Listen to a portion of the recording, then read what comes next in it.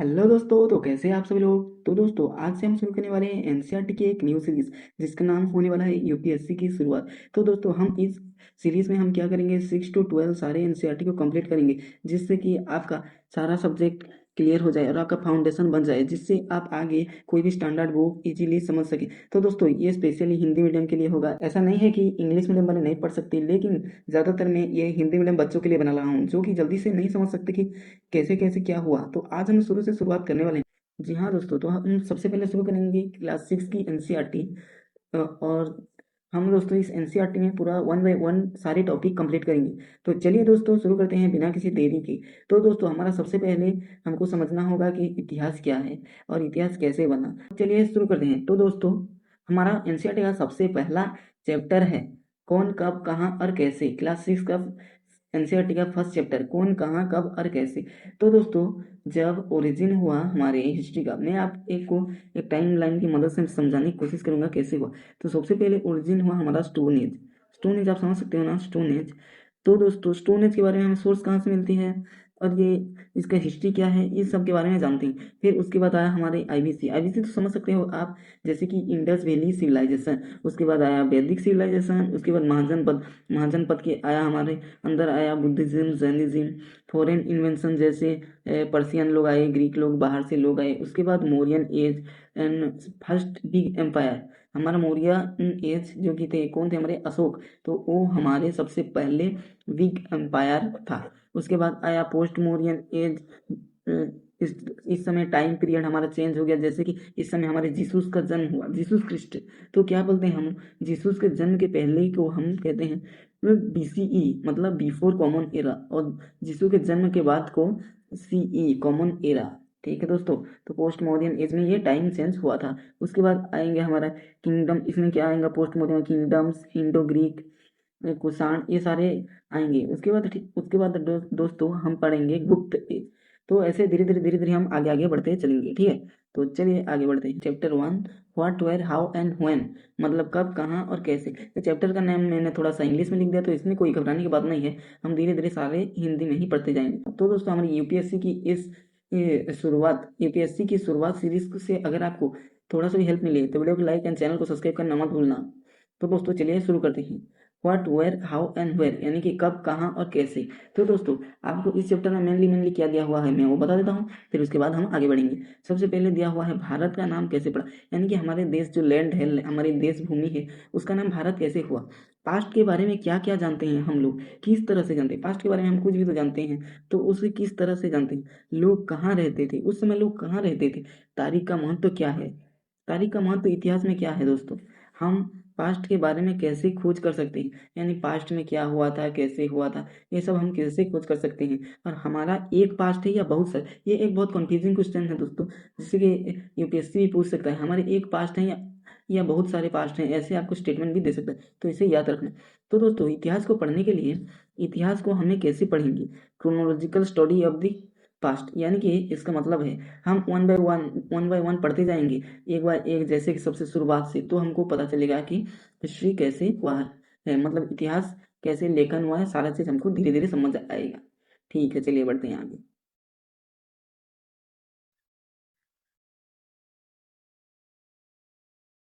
तो सबसे पहले मैं आपको समझाने की कोशिश करता हूँ कि हमारे ये जो common era, before common era, इसे कैसे हुआ।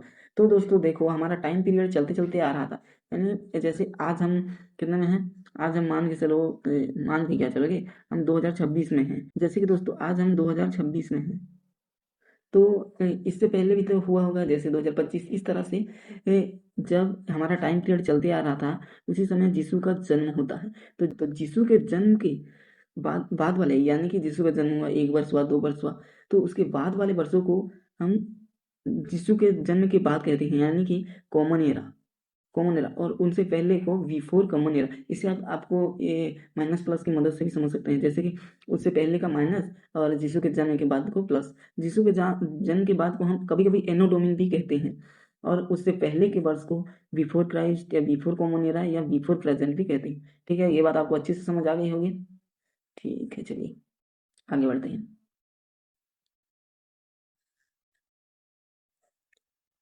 तो दोस्तों हम पास्ट के बारे में कैसे जान सकते हैं? आप कभी चिंतक मनन किए होगे तो आपको पता चलेगा पास्ट के बारे में कोई कैसे जान सकता है। हाँ, हम जैसे कि 1 साल पहले, 2 साल पहले, 5 साल पहले या 10 साल पहले क्या हुआ था इसके बारे में जानने के लिए हमको न्यूज़पेपर या अन्य सारे टीवी मीडिया जितने सारी चीज़ें हम देख सकते हैं। लेकिन बहुत पहले क्या हुआ था, 100 साल पहले, 1000 साल पहले, 2000 साल पहले, इसके बारे में हम कैसे जान सकते हैं? तो दोस्तों इसके लिए हमें कुछ सोर्स का उपयोग लेना पड़ता है। हम पास्ट के बारे में कैसे जानते हैं? चलिए जानते हैं। लोग क्या खाते थे? 1 लाख साल पहले तो लोगों के पास इतनी सारी सुविधा नहीं थी, तो वो लोग क्या कहते थे? उनका पहनावा क्या था? क्या वो लोग कपड़े पहनते थे हमारी तरह पहनते थे? किस तरह पहनते थे? क्या वो लोग हमारी तरह खाना पीना करते थे? क्या उनकी हमारी तरह घर मकान थे? ऐसा तो नहीं होगा ना। तो वो कैसे थे हम धीरे धीरे जानते हैं। तो दोस्तों उनके काम धंधे क्या थे? वो क्या काम करते थे भी या नहीं? तो दोस्तों सबसे पहले मनुष्य ने शिकार, यानी इसको हम हंटिंग कहते हैं इंग्लिश में, शिकार करना शुरू किया, पशुपालन किया, खेती की, उसके बाद राजा बने, उसके बाद व्यापारी। ये धीरे धीरे क्रोनोलॉजिकल ऑर्डर में धीरे धीरे आगे बढ़ते गया। और दोस्तों उस समय बच्चे भी तो होंगे, वो कौन सा गाना गाते होंगे, कौन सी कहानी सुनते थे, कौन सा खेल खेलते थे, इसके बारे में जानने के लिए हमें इतिहास के सूत्रों का मदद लेना पड़ता है। ठीक है, चलिए बढ़ते हैं आगे।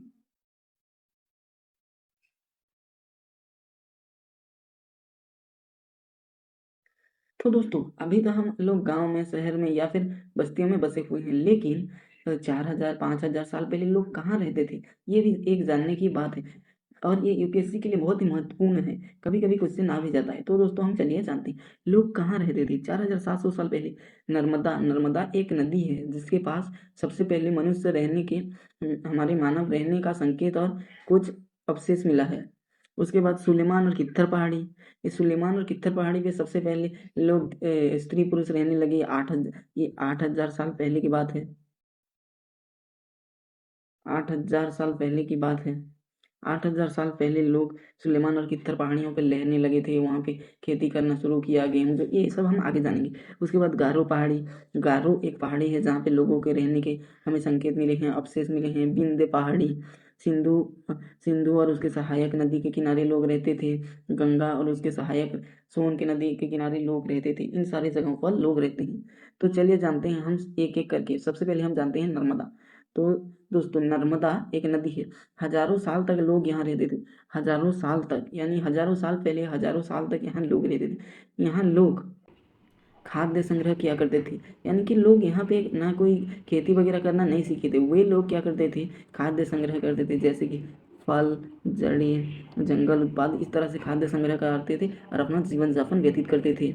पेड़ों के बारे में जानकारी थी उनको, पेड़ों के बारे में जानकारी थी। कैसे दोस्तों, जैसे सारे पेड़ उस समय भी खाने लायक नहीं थे। कुछ समय कुछ पेड़ थे जो कि हम क्या बोलते हैं, पॉइजनिंग थी, यानी कि डेंजर था, खतरा था, जहर होता था, जिससे कि वो लोग खाते थे तो मर भी जाते होंगे। इसीलिए वो लोग ऐसे ऐसे पेड़ या जड़ फल खाते थे जिससे उनको कोई नुकसान ना हो। तो इससे हमें पता चलता है कि उनके पास पेड़ों के बारे में काफ़ी जानकारी थी। पशु शिकार की जानकारी थी। देखो कुछ पशु बहुत खतरनाक होते हैं जिससे कि अकेले मार नहीं सकते, या फिर उसे लोग झुंड में मारते थे और उनका शिकार करते थे। तो हम ये भी कह सकते थे कि उन्हें पशु शिकार की भी बहुत ज़्यादा जानकारी थी, जिसकी मदद से वो लोग पशु शिकार कर सकते थे। ठीक है, आगे बढ़ते हैं। तो सुलेमान और कित्थर पहाड़ी। सुलेमान और कित्थर पहाड़ी दोस्तों भारत की उत्तर पश्चिम में मौजूद है। इसका लोकेशन भारत के उत्तर पश्चिम में। खेती की शुरुआत, देखो मैंने कहा था ना 8,000 साल पहले खेती की शुरुआत हुई। सबसे पहले यहाँ पे गेहूं और जौ उपजाया गया। खेती और पशुपालन की शुरुआत हुई। यहाँ सिप, बकरी और ऊंट का प्रयोग में लाया गया। यहाँ पर खेती के लिए, हमें खेती के लिए कोई ना कोई तो जानवर की जरूरत पड़ेगी, क्योंकि मनुष्य तो हल नहीं चलाएगा। लोग वो किसी के द्वारा ही हल को खींचेगा। इसीलिए उन्हें कुछ जानवरों की भी आवश्यकता पड़ने लगी, जिससे वो पशुपालक बने। व्यापार बढ़ा। व्यापार, जैसे कि वो लोग खेती करने लगे तो उनका व्यापार बढ़ने लगा। व्यापार बढ़ा, फिर गांव का डेवलपमेंट, विकास हुआ, गांव का विकास हो गया। जैसे ही उनके पास क्या कहते हैं संसाधन बढ़ने लगे तो गांव का भी विकास हुआ। गारो और बिंदे पहाड़ी की ओर, गारो और बिंदे पहाड़ी के पास खेती का विकास हुआ, व्यापार बढ़ने लगा, गांव का डेवलपमेंट हुआ। चावल सबसे पहले बिंद के उत्तर में उपजाया गया था। तो दोस्तों ये लाइन आप सेम टू सेम एनसीईआरटी पे देखना कि चावल सबसे पहले विंध्य के उत्तर में उपजाया गया था। इसका संकेत हमें मिलता है और कुछ अवशेष भी मिलते हैं। ठीक है, चलिए।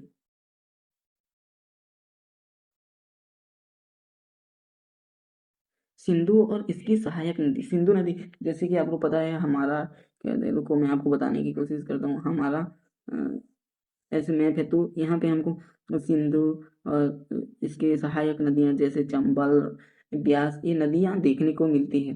तो 4700 पहले शहरों का विकास हुआ था। 4700 पहले सिंधु की नदी के किनारे शहरों का विकास हुआ था, और यानी कि आज से 2500 साल पहले। आज हम 2026 में हैं, तो इससे 2500 साल पहले गंगा के दक्षिण में मगध था।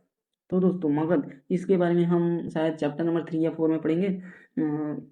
महाजनपद में ये सबसे एक बहुत बृहद शहर था, सबसे बड़ा महाजनपद था, सबसे शक्तिशाली राज्य था। ठीक है, ये सबसे शक्तिशाली राज्य था मगध, गंगा के दक्षिण में है इसका लोकेशन। राजवंशों का उदय सबसे पहले हुआ था मगध में, याद रखना, राजवंशों का उदय हुआ सबसे पहले। व्यापार, ऑर्गेनाइजेशन, ट्रैवल स्टार्ट हुई। लोग माइग्रेट, एक जगह से दूसरे जगह लोग क्यों जाते थे, माइग्रेट करने लगे तो क्यों जाते थे वो लोग, तो मैं बता देता हूँ, खाने पीने के लिए। वो एक जगह रहते थे तो वहाँ के सारे खाना पीना, फल मूल शिकार सब समाप्त कर देते थे, जिससे उनको एक जगह से दूसरा जगह जाना पड़ता था। आपदाओं के कारण, खाना ना मिलने से आपदा हो सकती है, कभी कभी आपदा होती आती होगी, जैसे कि कहीं क्षेत्र में बाढ़ आ गया, कुछ हो गया, तो इस तरह से। कुछ लोग व्यापार के लिए भी गए होंगे अपनी कोरबा के साथ। कोरबा यानी कि एक बड़ा झुंड होता था, इसके बारे में हम आगे के चैप्टर में पढ़ेंगे। कुछ लोग पूजा प्रार्थना या फिर अपनी धर्म का प्रचार करने भी एक जगह से दूसरे जगह जाते थे।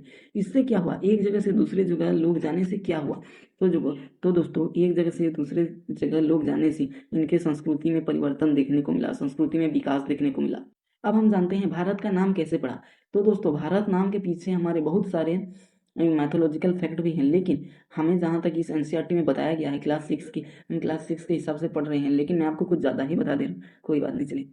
तो भारत का नाम कैसे पड़ा, तो भारत का आजकल 2 नाम हैं, इंडिया और भारत। तो पहले हम जानते हैं इंडिया नाम कहाँ से आया। तो दोस्तों इंडिया नाम इंडस से निकला हुआ है, जिसका हिंदी में मतलब है सिंधु। तो सिंधु, जब ईरान और यूनानियों ने 2500 साल पहले भारत देश को में प्रवेश किए थे, तो वे लोग सिंधु को इंदोस अथवा हिंदोस कहने लगे, और इसके पूर्व में बसे प्रदेश को इंडिया कहने लगे। इस तरह से उसका नाम इंडिया पड़ गया। अब हम जानते हैं भारत, भारत नाम कैसे पड़ा। तो ऋग्वेद, हमारे 4 वेद हैं आपको पता होगा, तो उसमें से एक वेद ऋग्वेद 3500 साल पहले रचा गया था, संस्कृत ग्रंथ है। उत्तर पश्चिम में रहने वाले लोगों के लिए भरत नाम का प्रयोग होता था। आर्टिकल 1 भी हमें इंडिया है, भारत है, यूनियन ऑफ स्टेट का प्रमाण देता है। ठीक है, चलिए बढ़ते हैं आगे। फास्ट के बारे में जानकारी, पास्ट के बारे में हम कैसे जानकारी ले सकते हैं, पुस्तक, बहुत पहले लिखे हुए पुस्तक, जैसे कि पास्ट के बारे में जानने के लिए हम उस समय लिखे हुए पुस्तक का सहारा ले सकते हैं। मैन्युस्क्रिप्ट का मतलब है हाथ से लिखा हुआ, हाथ से लिखे गए पुस्तक, जैसे कि ताड़पत्र और भुर्ज, भुर्ज नामक पेड़ के छाल जो कि हिमालय से मिलती थी, उस पे लोग लिखते थे, तो उनसे पढ़कर हम जान सकते हैं। पुस्तक हमें कहाँ मिलेगी, एक तो मंदिर पे या फिर मोनास्ट्री पे मिल सकती है। इस पुस्तक में कौन सी भाषा में लिखा गया था, उस समय तो उनको नहीं पता होगा ना, हिंदी क्या है अंग्रेजी क्या है, तो उस समय लोग तमिल, संस्कृत या प्राकृत में लिखते होंगे, ऐसा हमें प्रमाण मिला। उसके बाद विषय, विषय यानी पुस्तक में कौन कौन से विषय लिखा जाता था, जैसे कि पूजा प्रार्थना, राजा के बारे में, दवाइयों के बारे में, विज्ञान के बारे में, एपिक पोएम जैसे रामायण महाभारत के गीत लिखे जाते थे। ठीक है, ठीक है, आगे बढ़ते हैं। अभिलेख, अभिलेख किसे कहते हैं, कि ठीक कठोर सतह पर लिखे गए, जैसे कि पत्थर या धातु पर लिखे जाते थे अभिलेख, उन्हें अभिलेख कहते थे। अभिलेख में क्या लिखा होता था, राजा रानियों के बारे में, राजा की विजय, युद्ध, इस तरह से लिखे जाते थे। अभिलेख ज्यादातर ग्रीक और माइक, सॉरी, ये अशोक के अभिलेख, जिसे कि आप एनसीईआरटी में दर्शाया गया है। आप पुस्तक को देखना, इसको पढ़, इस क्लास को लेने के बाद आप पुस्तक को देखना, आपको और ज़्यादा अंडरस्टैंडिंग होगी, यानी कि समझ आएगा कैसे क्या हुआ है। इस वीडियो को अच्छे से देख लो, उसके बाद जाके आप एनसीईआरटी क्लास 6 को उठाना और एक बार पढ़ना। आप, मैं कह रहा हूँ, एक बार से दोबारा आपको पढ़ने की जरूरत ही नहीं। ठीक है, तो वो अशोक का जो अभिलेख है वो ग्रीक और माइक में लिखा गया है। ठीक है, चलिए। उसके बाद वस्तुएं, ऑब्जेक्ट, ऑब्जेक्ट उस समय बनाए गए, उपयोग किए गए वस्तु हमारा एक अच्छा सोर्स है, जिसे देखकर हम बता सकते हैं कि ये हमारे उस समय मानव क्या करते थे, कैसे खाते थे, क्या खाते थे, कौन सा कपड़ा पहनते थे, कौन सा गीत गाते थे, इसकी मदद से हम जान सकते हैं। उनके कल्चर, साहित्य, इतिहास सबके बारे में जान सकते हैं। उसके बाद भूखनन से कुछ आर्कोलॉजिस्ट यानी कि इतिहासकार भूखनन करते हैं, जिनसे उनको कुछ वस्तुएं प्राप्त होती है, उनको वो लोग पढ़ते हैं, उनके बारे में रिसर्च करते हैं, तो उन्हें पता चलता है। आर्कोलॉजिकल स्टडी मैंने जो कहा, इतिहासकार जो स्टडी करते हैं उसे। वस्तुएं हमें क्या क्या मिली उस समय? वस्तुएं हमको महल, यानी महल दो प्रकार के होते थे, पत्थर के, ईंट के, बड़े बड़े महल, मकान। चित्रकला से हमें उस समय के वर्क यानी काम धंधे के बारे में पता चलता है। मूर्तियाँ, उस समय मूर्तियाँ ही बनाई जाती थी। टूल, वेपन, औजार, ये सबसे इम्पोर्टेंट है। औजार उस समय सबसे महत्वपूर्ण भाग था। उसके बाद औजार कैसे बनाए जाते थे? हड्डियों से, हड्डियों से बनाए जाते थे, पत्थर से, इस तरह से। और दोस्तों हाँ, हड्डियाँ हमें 3 प्रकार की मिली, जैसे कि पशु की हड्डी, मछली की हड्डी, पक्षी की हड्डी। इससे हमें प्रमाण मिलता है कि लोग उस समय पशुओं को खाते होंगे, मछली खाते थे और पक्षियों का शिकार, इस तरह से हमें पता चलता है। तो दोस्तों इस चैप्टर के बारे में हमें इतना ही बताया गया है। तो आपको वीडियो अच्छा लगे तो वीडियो चैनल को सब्सक्राइब करना और वीडियो को लाइक करना मत भूलना, और आपका एक फीडबैक देना। तो ठीक है दोस्तों, अगर आपको इसी तरह की एनसीईआरटी की क्लास करनी है तो इस चैनल पे आते रहना। और एनसीईआरटी की सीरीज हम स्टार्ट करने वाले हैं, हम जल्दी ही इसको एंड करेंगे। यानी हिस्ट्री को हम अभी तो हमारा जून चालू हो चुका है, जून जुलाई तक हम ख़त्म करेंगे, फिर उसके बाद एक नया लेंगे। हम इसमें क्लास 6 से लेकर क्लास 12 तक सारी एनसीईआरटी को कवर करेंगे। ठीक है दोस्तों, तो चलिए मिलते हैं, bye bye, tata, take care and अच्छे से पढ़ाई करते रहिए। इस बार मिशन यूपीएससी हम नहीं छोड़ेंगे, और आप पवित्र गोकुल धाम इंस्टीट्यूट को सब्सक्राइब करना मत भूलना। Thank you.